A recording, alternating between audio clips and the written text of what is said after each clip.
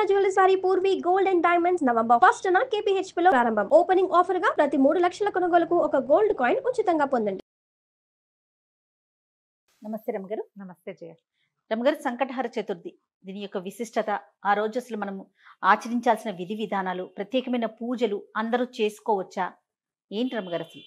ఒకసారి మాట్లాడదాం జయ. మనం సంకటహర చతుర్థి అంటే నెలకి 2 సవితులు వస్తాయి. మనం ఎట్లా వెళ్తాం, మన కాలం ఎలా నడుస్తుంది, మంది డేట్ల ప్రకారం పోతుంది. అవును, 1, 2, 3, 4 నుంచి 30 దాకా లేదా 31 దాకా, కొండవచ్చో 27, 28 దాకానే. అంతే అంతే. అయితే మన హిందూ దీని ప్రకారం, భారతీయ పాత విధానం ప్రకారం చాంద్రమానం నడుస్తుంది.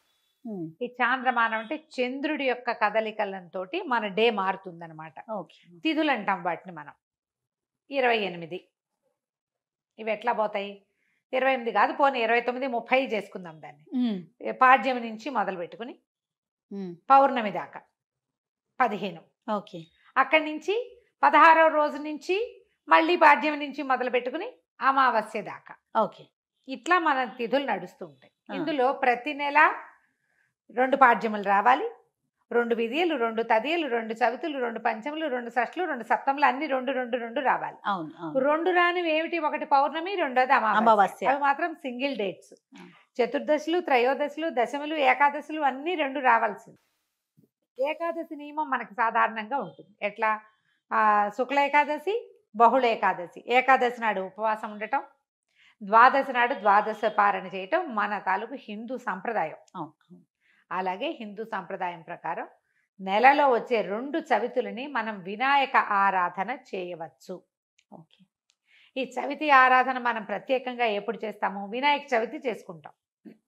ఒక శుక్ల చవితి సంవత్సరంలో ఒక్కసారి వినాయక శుద్ధ చవితి నాడు, అది మన భాద్రపద శుద్ధ చవితి నాడు వినాయక వ్రతకల్పం చేసుకుంటాం. వినాయకుడి పుట్టినరోజని, ఆ రోజునే ఆయనకి గణాధిపత్యం లభించిందని, వాళ్ళు ఆయన్ని పూజిస్తే అన్ని విఘ్నాలు తొలగిపోతాయని గణాధ్యక్షుడని ఆయన్ని కొలుచుకుంటాం. అలాగే ప్రతి నెలా వచ్చేటువంటి కృష్ణ చవితి నాడు, బహుళ చవితి నాడు వినాయక ఆరాధన చేస్తే సమస్త విఘ్నాలు తొలగిపోతాయి అనేది ఒక ప్రత్యేకమైన నియమంగా చెప్తారు. ఓకే. ఈ నియమాన్ని మనకంటే ఎక్కువగా తమిళులు పాటించేవారు. వాళ్ళు ఎక్కువ పాటిస్తారు. మనకి జాతకంలో కేతు ప్రభావం ఎక్కువగా ఉన్నా, ఏ పనైనా మొదలుపెట్టి ఎప్పటికీ అవ్వకపోతున్నా, పిల్లలు చదువుల్లో వెనకపడుతున్నారనిపించిన, దీనికి మన ఇంట్లో ఉండాలి వ్రతము నియమము ఏం లేదు. పెద్దవాళ్ళు చెప్పిందే చెయ్యాలి, మన ఇంట్లో లేకపోతే చేయకూడదు అలాంటిది ఉండదు. సార్వజనీయమైన వ్యవహారం, ఎవరైనా చేసుకోవచ్చు. మనమే ప్రాబ్లమ్స్లో ఇరుక్కుంటున్నాం. ఏ పనైనా మొదలు పెడితే అవటం లేదు, అన్ని అడ్డంకులే దానికి. ఓకే. వ్యాపారాలకి, చదువులకి, ఇంట్లో ఏదైనా వస్తువులు తరచుగా పాడైపోవటం, ఇది కూడా జ్ఞాపకం పెట్టుకోండి. మిక్సీ రిపేర్ చేయిస్తావు, వెట్ గ్రైండర్ పడుకుంటుంది. దానికి ఏదో చేయిస్తావు, వాషింగ్ మెషిన్ ప్రాబ్లం వస్తుంది, అది అయిపోయింది, సూయింగ్ మెషిన్ పడుకుంటుంది. ఇట్లా రిపేర్లు చేస్తూ ఉన్న వాళ్ళు ఉంటారు చూడు.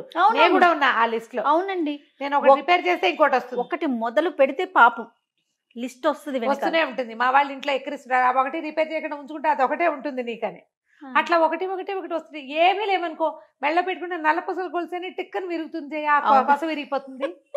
నిజంగా నిజం రమ్మ గారు. చెవిదుద్దులు శీలలు విరిగిపోతాయి. కొంతమంది జాతకాలు ఉంటాయి చూడండి,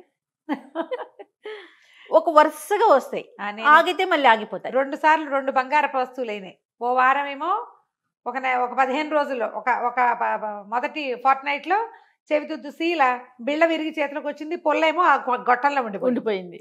ఇదేమిట్రా ఇలా అయింది, దీన్ని చేయించాలి అనుకుంటున్నా. సరిగ్గా 15 డేస్ తిరగంగానే చిన్న గొలుసు ఒకటి పెట్టుకుంటాను నేను, హుక్ దగ్గర విరిగింది. దాన్ని రిపేర్ చేయించా, చెవిది ఈ గొలుసు విరిగింది. గొలుసు ఇంకా రిపేర్ చేయించలేదు, ఉంచారు. మళ్ళీ ఇంకోటి వస్తుందని. నెక్లెస్లు అవి లింకులు ఊడిపోతే ఏం చేస్తాను, అలా అనిపిస్తుంది నాకు. ఇలాంటి వాళ్ళు వీళ్ళందరూ సంకటహర చతుర్థి చేసుకోవచ్చు. సంకటహర చతుర్థి చేసుకుంటే బిజినెస్లో ఇబ్బందులు, చదువుల్లో ఇబ్బందులు, చిన్న చిన్న ప్రమాదాలు, ఇళ్లలో ఏ పని అనుకున్నా అవకపోటాలు, వీటన్నిటికీ సమాధానంగా ఉంటుంది. జాతకాల్లో అయితే మాత్రం కేతువు తాలూకు ప్రభావం ఉన్నప్పుడు, కేతువుతోటి ఇబ్బందులు పడుతున్నప్పుడు, గ్రహస్థితుల్లో కేతు ఉన్నప్పుడు కూడా మనం ఇది చేయమని చెప్తారు. ఏదైనా ఇంటి ప్రయత్నం చేస్తున్నప్పుడు ఆగిపోతుంది, అప్పుడు కొన్ని వారాలు మొక్కుకుని మనం కొన్ని నెలల పాటు చవితులు చేసుకోవచ్చు. ఈ చవితి చేసుకోవడానికి పెద్ద విశేషమైన చేత ఏమీ లేదు. సింపుల్ వినాయక పూజ. ఓకే. దీనికల్లా పగలు ఉపవాసం, చుక్కలు కనపడ్డాక భోజనం. ఆ చుక్కలు కనపడ్డాక ఉండ్రాళ్ళు కుడుములు చేసి బియ్యపు రవ్వతోటి చేస్తాం కదా, అవో మీ ఇళ్లలో ఎలాంటి అలవాట్లు ఉంటే పాలతాకలే పెడతాం వినాయకుడికి అని మీకు అలవాటు అనుకో, పాలతాకలు పెట్టండి, మన అలవాటు ప్రకారం పెట్టుకోవచ్చు. కుడుములో ఉండ్రాళ్ళు ఆయనకి నివేదన చేసి నమస్కారం చేసుకుని చంద్రుని చూసి అన్నం తినేసేయచ్చు. పగలు ఉపవాసం ఉండే సంకష్టి అంటారు మహారాష్ట్రియన్స్, కన్నడిగులు బాగా ఎక్కువ ఉంటారు. మన వైపు తక్కువ, కానీ మన వైపు ఇప్పుడు కనపడుతున్నారు బాగా. నాకు కూడా అలవాటు ఉంది, మేము చేస్తాం.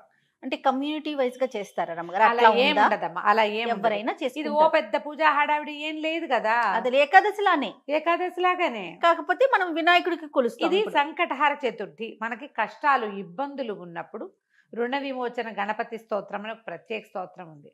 ప్రణమ్య శిరసాదేవం గౌరీపుత్రం వినాయకం ఇలా స్టార్ట్ అవుతుంది.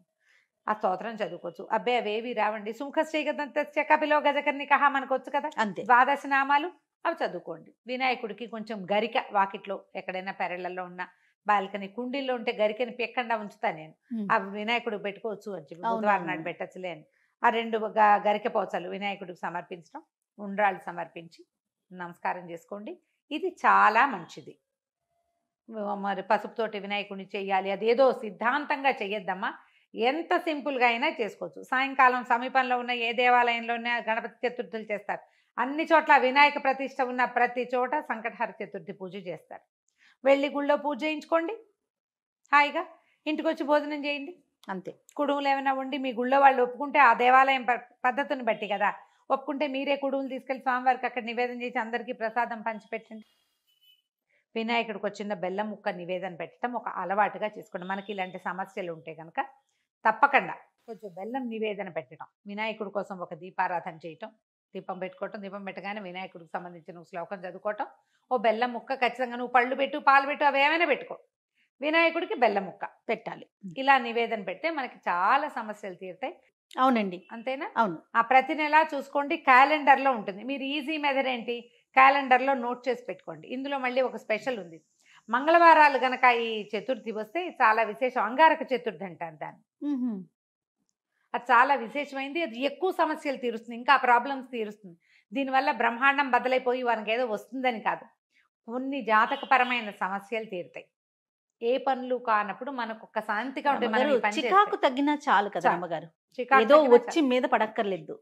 జస్ట్ మనకు ఉన్న ఆ చికాకు, ఆ బాధ, మనసు శాంతిగా ఉంటే అదే చాలు. అంతకంటే ఆటోమేటిక్ గా సమస్యలు పరిష్కారం అవుతాయి. అవును, అలా చేసుకోవచ్చు. మంగళవారం చతుర్థి వచ్చిందనుకో ఇంకా కంఫర్టబుల్ గా ఉంటుంది. ఒక 40 చేయొచ్చు, ఇవి 40 చేయొచ్చు, 21 చేయొచ్చు, 5 నేను 7 లెక్క పెట్టుకుని కూడా చేస్తా. ప్రతి నెల సంకటహర చతుర్థి నాడు పొద్దున్నే మా అక్కయ్య నేను ఒకళ్ళు గుర్తు చేసుకుంటాం ఇవాళ చతుర్థి అని.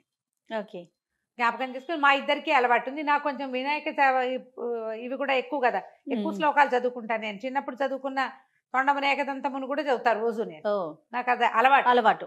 ఎవరి అలవాట్లు వాళ్ళవి కదా, మీరు అలవాటు చేసుకోండి. ఏదైనా ఇలాంటి సమస్యలు ఉన్నప్పుడు ఇట్లా చేసుకోవచ్చు. ఇది కొన్నాళ్ళు చేసి మానేయచ్చా లాంటి ప్రశ్నలు వస్తాయి ఎంతసేపు.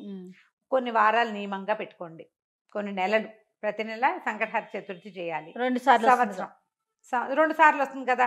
మీరు కృష్ణ చతుర్థి మామూలు చతుర్థి కూడా చేసుకోవచ్చు. లేదా నేను సంకష్టే చేస్తాను అంటే కనుక సంకష్టులు మాత్రమే చేసుకోవచ్చు, సంకటహర చతుర్థి మాత్రమే చేసుకోవచ్చు. ప్రతి నెల చేస్తే ఇప్పుడు సంవత్సరం చేద్దామని మొక్కున్నాం అనుకోండి, 12 అవుతాయి. ఒకవేళ మధ్యలో ఒక నెల పీరియడ్ వచ్చింది, ఆడవాళ్ళకి సమస్యలు వస్తాయి, ఇంకోసారి మళ్ళీ మొదలు పెట్టక్కర్లేదమ్మా, కంటిన్యూ చేసుకోవచ్చు. దీనికి మీరు ఈజీ మెథడ్ ఏంటంటే, ఇప్పుడు స్మార్ట్ ఫోన్లు వచ్చినాయి కాబట్టి స్మార్ట్ ఫోన్లో చూసుకుని పెట్టుకోండి డేట్లు. నేనైతే క్యాలెండర్లో రౌండ్ ఆఫ్ చేసి పెట్టుకుంటా ఇవాళ చతుర్థి అని. వాళ్ళు కూడా ఎర్ర వినాయకుడు బొమ్మ వేస్తుంటారు, అక్కడ వినాయకుడు బొమ్మ కనపడుతుంది, టీటీడీ వాళ్ళ దాంట్లో కనిపిస్తూ ఉంటుంది. సో గుర్తుపెట్టుకుని ఆ రోజున మీరు చేయవలసింది ఏంటి, వినాయకుడికి సంబంధించిన స్తోత్రం చదువుకోవటం, 2 గరిక పోచలు తెచ్చి వినాయకుడికి సమర్పించడం, కొంచెం కుడుములో ఏవైనా నివేదన చేయటం, పగలు ఉపవసించి చంద్రుడు కనపడ్డాక దండం పెట్టుకుని భోజనం చేయటం చేసి చూడండి. మీకు చాలా ఇబ్బందులు తొలుగుతాయి. పెద్ద విశేషంగా ఏదో మాత్రం కాదు, మంచిది. మీకు ప్రధానమైనది ఏంటంటే ఇబ్బందులు తొలుగుతున్నట్టు కనపడుతుంది కానీ. అది రైట్ అమ్మగారు. నమస్తే. నమస్తే.